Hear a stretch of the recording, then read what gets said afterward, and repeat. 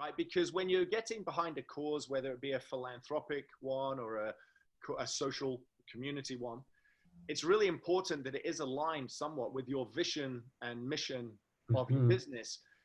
Because that's where you're going to get kudos. That's where people are going to appreciate the ethos. It's where you're going to get traction, because there's actually faux pas that can and will happen if that's not the case. Now, I know we're going to kind of talk to some of those later. So what can businesses maybe do to then not only make sure people are aware of it, but to actually also align those causes with their vision and mission? Is there things they can do to make that piece work better? Absolutely. I mean, that's part of what we help companies do at Rally is link the two. I mean, it's from an authenticity perspective, it's really important that you don't just take a cause out of a hat, but that you start close to home. So again, with the example that I gave you, you want to work on gender equity. Well, why don't you start with the auto industry? That's your first circle of influence. Before you start worrying about what's happening outside, let's work with where you have the most familiarity, where you have credibility already, where you know the lay of the land, you have the higher probability of impacting change. So thinking about how you link causes, for me, the best way is to start with picking something that relates to what your vision is for the world. What do you want to see in the world as it relates to the business and work that you do? So we always say, start close to home, start close to home.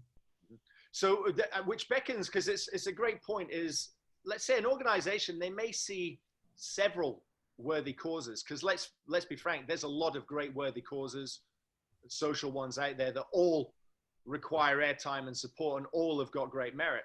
And a business may actually be looking at multiple of those, right?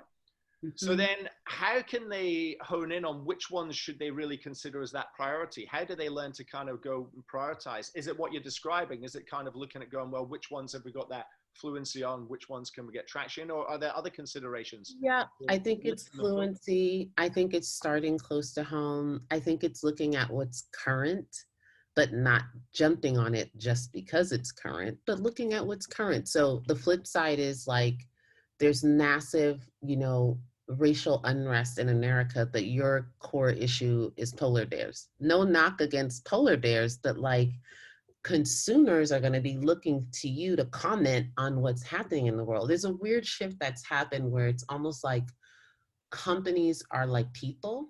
Yeah. And so they have values. People feel connected to them based on those values. They identify. It's kind of like the company you keep with your friends. It's the same thing with brands. And so when something happens in the world, people go to Twitter and they want to see, what did Nike say about that? What did Peloton say about that? And so it's really important to think about what's current, because there may be a way that you can impact the world that you hadn't thought of before, but given the current moment, it's something that's relevant for you. And you see that a lot in crises.